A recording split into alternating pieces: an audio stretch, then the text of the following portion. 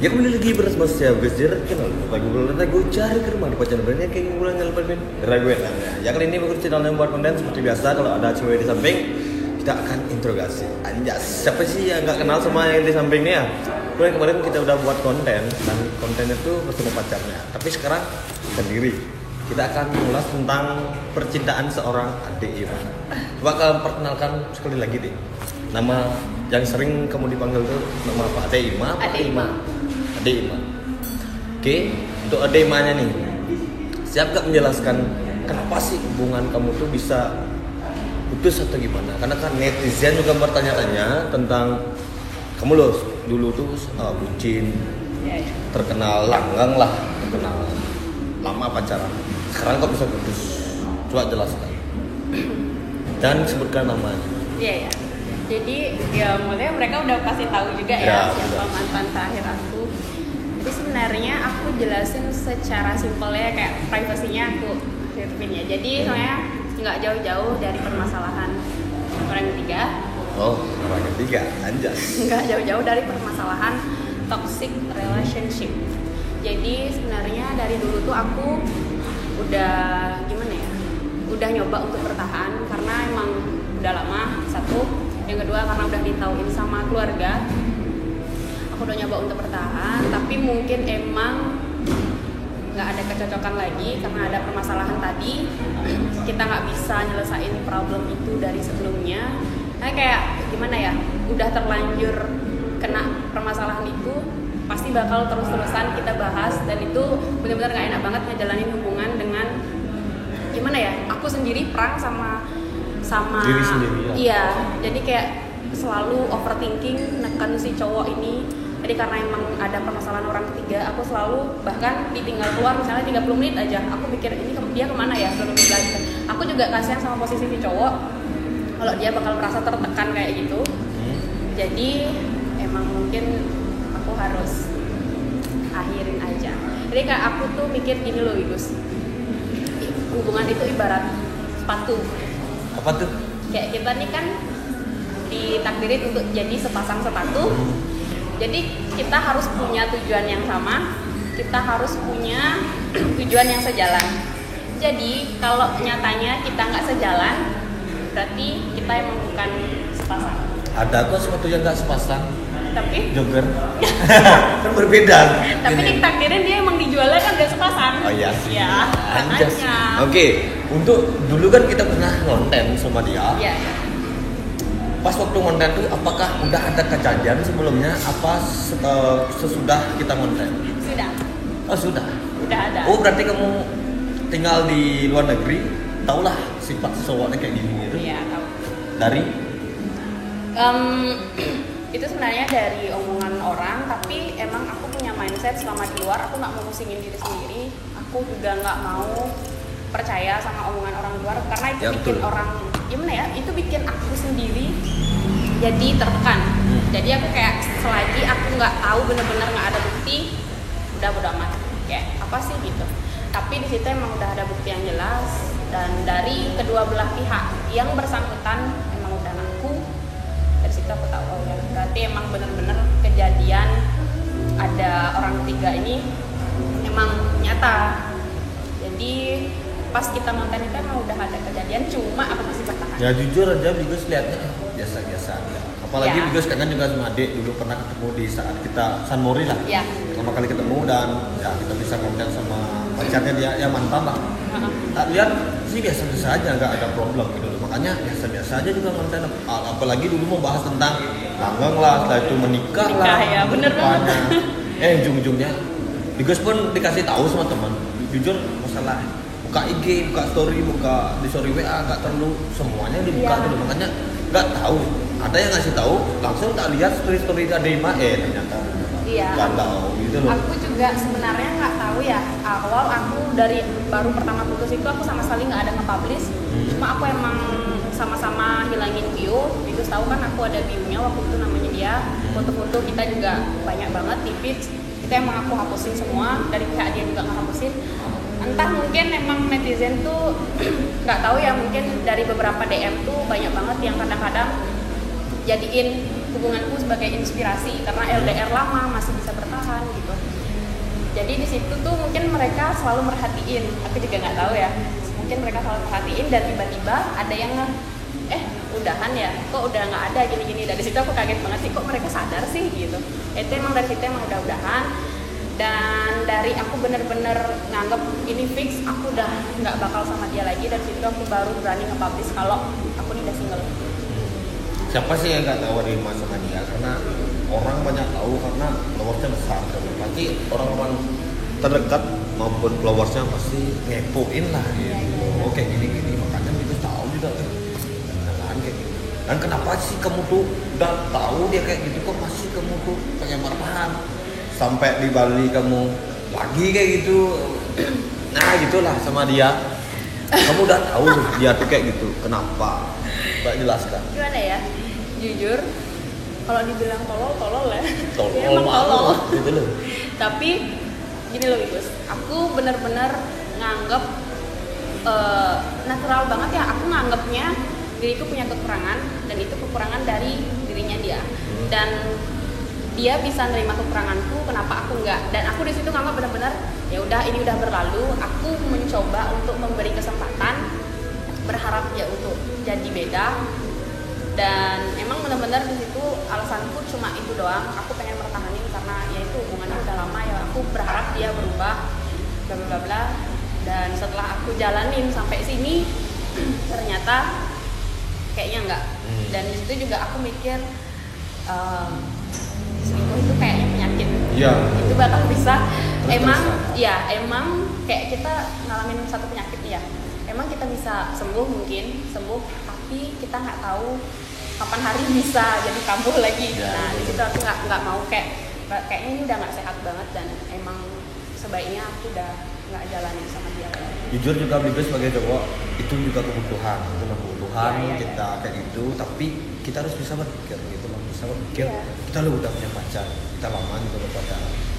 Kita harus ngerti lah perasaan cewek. Kalau si cewekmu langsung kayak gitu, kamu lihat gimana rasanya Ya. gitu. Kalau Bigos misalnya kalau gak punya gitu, wajar kayak gitu loh. Kan tidak ada saling menyakiti perasaan gitu. Tapi sampai bukan sih menyalahkan si cowok gitu Iya. kan. Intinya Bigos kenal baik juga sama si cowok. Iya. Gak ada biar gak ada kesalahpahaman karena ini real emang ceritanya kamu Iya. dan ada buktinya. Dan untuk sekarang nih, untuk kedepannya kalau ada cowok yang nyari kamu lah, deketin kamu, gimana sih respon kamu? Apakah semua cowok kamu akan bilang seperti dia? Enggak. Aku nggak punya mindset kayak gitu. Aku nggak menanamkan mindset bahwa semua cowok itu sama aja. Dari pihak cewek pun ada kok yang nakal kayak gitu kan. Dan aku juga nggak terima kalau dibilang semua cewek itu sama aja. Ya betul. Jadi aku nggak pernah menanamkan mindset bahwa aku ngeblame semua cowok sama aja. Udah aku nggak mau kenal sama cowok, nggak mau sering sama cowok, no. Jadi aku cuma ngambil sedikit pelajaran berarti dari hubungan terakhir aku. Jadi aku trauma sama toksik. Aku trauma sama ketidaksetiaan dalam hubungan. Jadi kedepannya kalau aku sampai kenal cowok lagi, aku nggak nutup hati. Aku ngebuka hati because cuma dari 2 poin tadi yang aku paling tekenin. Dari awal aku kenal dia, aku pengen dia komitmen untuk nggak melenceng soal pihak ketiga, nggak bawa orang lain dalam hubungan. Yang kedua, aku nggak mau dia ngejalanin hubungan sama aku toksik, apalagi kalau kita ada problem sampai main fisik atau apa bla bla bla, aku nggak mau. Dan aku kasih konsekuensi seandainya itu terjadi, aku benar-benar nggak bisa bertahan. Jadi kayak aku ngambil tindakan tegas dan aku udah nggak mau ngemaafin hal-hal kayak gitu lagi. Ya, apa sih juga kita menjalani hubungan-hubungan itu kan harusnya humoris lah. Kan kita menjalani hubungan itu dengan kasih sayang. Kalau wajar kalau berkelahi dalam arti salah paham wajar tuh. Ya. Wajar kita saling marah. Tapi tidak wajar itu kita main fisik. Main dulu. fisik ya. Benar tidak wajar. Itu nggak wajar banget. Itu benar-benar tidak wajar. Jadi aku cuma nakenin itu aja sih. Aku nggak punya pemikiran untuk trauma sama cowok, nggak. Berarti Dek untuk kedepannya, Dek mau memilih fisik apa gimana sih tentang cowok? Coba gimana sih tiba-tiba Dek? Dari sebelumnya mungkin kalian juga bisa lihat dong. Aku menang fisik kah? Enggak. Aku emang enggak gimana ya? Masalah muka dapat yang ganteng tuh ibaratnya bonus. Bonus ya. Ya, intinya aku dari awal, andai kata nih ya, dari dulu perjalananku aku punya pacar, aku kenal misalnya sama orang yang good looking lah istilah zaman sekarangnya, itu aku tetap aja nyoba ngejalanin dulu kayak deket. Kalau emang sifatnya dia nggak bisa bikin nyaman, buat apa? Jadi poinku kalau aku nyari cowok itu yang paling utama itu sifat. Karena kenyamanan bagiku penting untuk ngejalanin hubungan. Nggak mungkin dong kita ngejalaninnya dalam ketidaknyamanan cuma karena dia good looking. Bonus aja good looking, tapi Ya, ujung-ujungnya mau kayak gitu. Jadi kalau emang dia baik, ya udah. Kalau aku nyaman, aku jalanin. Kalau emang dia ternyata good looking, bonus. Nah, Kayak untuk nggak kedepannya Dek mau berangkat lagi bagaimana? Sejauh ini nggak ada sih, terus nggak ada pemikiran. Berapa umur Dek sekarang? Dua-dua. Sama kakak ya. Berarti nggak ada target nikah gitu? Entah umur berapa gitu maksudnya? Aku nggak bisa menghindari takdir manusia. Kayak aku ngejalanin aja dulu. Kalau emang takdirnya nikah ya aku nikah. Aku nggak pernah nargetin umur segini aku harus nikah. Tapi tetap dalam hidup kita harus ada planning kan. Ya, Planning betul. tetap aku mungkin ya biar nggak terlalu tua juga sih, 25-an paling 25-an. Kalau udah nemu yang tepat. Kalau belum ya mau gimana? Nah, kayak gitu dah maksud gitu.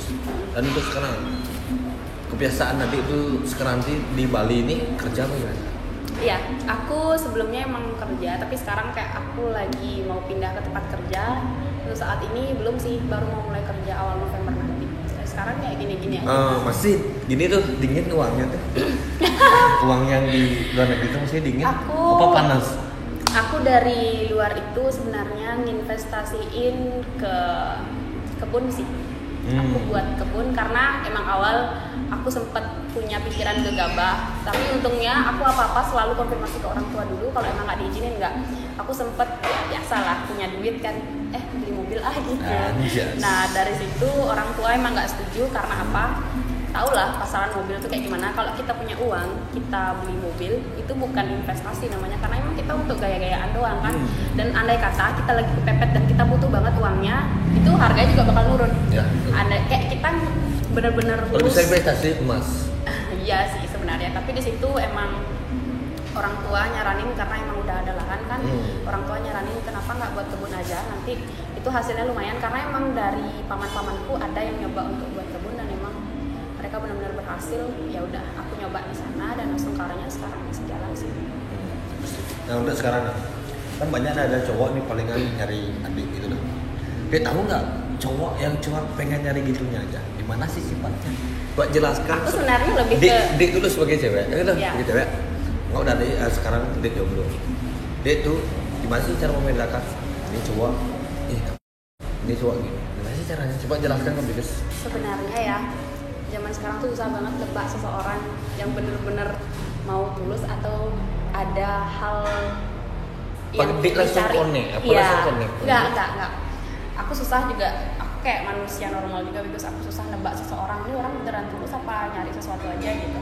Tapi kalau aku emang mau komitmen, mau deket sama orang dan di situ aku misalnya dari awal, fase awal tuh kan pasti kita kayak chat-chatan gitu kan. Dari situ aku lihat dulu gimana gaya bahasanya dia ngomong, sopan enggak gitu. Terus dari ketemu awal misalnya, aku di situ agak gimana ya, biasalah kalau seorang aku ya, aku selalu ngetes cowok nih.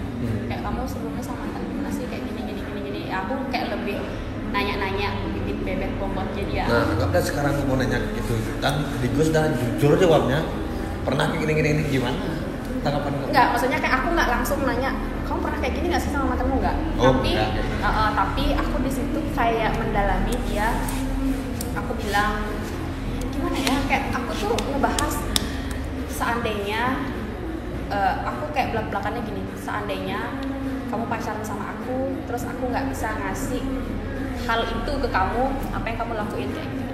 Jadi kalau emang dia jawabnya ya udah nggak, kan itu pacaran bukan kesana. Kalau dia emang kayak gitu, ya udah dari situ aku berani ngejalanin. Kalau dia jawabannya udah agak melenceng, nah terus ngapain kita pacaran kalau kita nggak kayak gitu? Nah dari situ berarti dia Berarti emang kalau Bigus gini jawabnya, gak masalah tuh, aku kan sayang sama kamu gini. Ya kayak gitulah alasanku. Dari Tapi situ aku- ujung-ujungnya kalau udah pacaran, kamu kasih nggak? nggak. Silah. Dari situ aku bisa. Aisyah misalnya contoh, udah pacaran gitu. Aku kan bisa ngelihat dari gimana ya, maksudnya kayak kita udah ngejalanin, kita udah komitmen buat pacaran, dan di situ tiba-tiba Wigus mau kayak gitu. Wajar kan karena kan ya. kita udah ada ikatan. Aku tetap nyoba untuk ngetes dulu. Oh, ngetes dulu. Iya. Dari awal aku sama mantanku juga gitu. Kalau ngetes dalam arti gak mau. Apakah dia tuh pakai kekerasan atau apa dia ngerti gitu? Entah di situ dia, kalau emang dia maksa berarti ya udah. Aku sekarang tuh udah nggak takut untuk misalnya nih, aku udah pacaran, andai kata sama Wigus, aku udah ngejalin pacaran dan ternyata sifatnya Wigus nggak sesuai ekspektasi setelah pacaran, aku nggak takut untuk melepas karena zaman sekarang tuh aku nggak mikirin itu malu putus karena udah ke-publish dan bla-bla, nggak. Aku lebih cuek karena zaman sekarang ya, aku percaya banget people come and go itu benar-benar gampang banget. Jadi aku nggak menekan aku udah ngejalanin sama dia, aku terpaksa harus mau dan bla-bla. Stay cuek aja. Yang kayak gitu-gitu tuh Pikirannya sangat dewasa. yang kayak gitu-gitu kita bisa cari pelan-pelan. Ya cowok tuh banyak banget ya sih. Berapa miliar sih ada cowok? Ya emang itu sama juga kayak Wigus, banyak ada juga sampai sekarang juga juga pikir bukan mengeluh, tapi kan setidaknya Wigus tuh tetap berjuang. Disakiti dan tetap bilang tidak semua cewek kayak gitu loh, tetap nyari. Kita nggak bisa nge-blame semuanya kayak gitu. Ya kayak gitu dah. Nah itulah keluh kesah dari Adema, dari kata percintaan. Semoga dari konten ini kalian juga belajar lah, sama belajar. Bagus saya juga belajar, Adema juga belajar. Harus banyak belajar. Jadi belajar. yang udah seserius itu, yang udah dikenalin sama orang tuanya, jangan terlalu berekspektasi tinggi bahwa kalian benar-benar bakal ke jenjang. Iya, jenjang yang lebih tinggi. Orang nikah aja bisa cerai. Nah benar, karena aku berkali-kali punya temen yang benar-benar berekspektasi tinggi sama hubungan. Udah kenal ke orang tua, tegangan tinggi lah.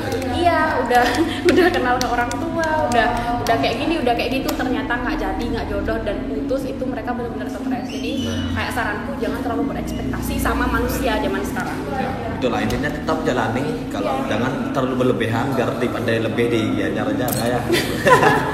Oke, karena kita udah basa-basi terlalu panjang ya. Karena kalau kita lanjut nanti part 2 aja. Karena inilah keluh kesah seorang Adema, seorang selebgram lah, yang terkenal pacaran langgang, ujung-ujungnya kandas karena orang ketiga aja. Kayak lagu-lagu aja ya. Kalau rame kita buat Q&A gitu ya. Q&A aja, tiga ya. Biarkan netizen yang bertanya itu ya. Siapa tahu ketemu jodoh di Q&A. Ya, sekian dari video dari Bagus Jaya channel bersama Adema, dan terima kasih buat Adema yang udah meluangkan waktu. Iya, terima kasih kembali. Dia pun sibuk juga, dan Bagus Jaya juga sibuk, dan terima kasih juga sukses mewali dan sebetulnya buat kalian para subscriber yang udah selalu stay tune, karena Bagus Jaya ini udah kerja lah, jarang dapat waktu, palingan libur baru dapat konten gitu lah. Mohon stay tune, dan mohon juga teman-teman dari Adema untuk subscribe channel Bagus Jaya. Coba suruh teman. Nanti itu kan nge-tag ya. Nah. Jadi nanti tinggal klik like and subscribe ke Bagus Jaya Dragon Channel. Dragon ya. Siapa tahu dia bakal buat YouTube nanti ini. Bisa jadi Ya, ajarin ya. Kita ajarin orang sama-sama belajar juga gak perlu. Konten yang bikin naik itu apa sih? Goyang-goyang ya? Iya, pastinya. Ada Imam mau nggak di part 2 Gak bisa goyang. Gak bisa goyang di ranjang apa di sini? Nah itu beda. Ya.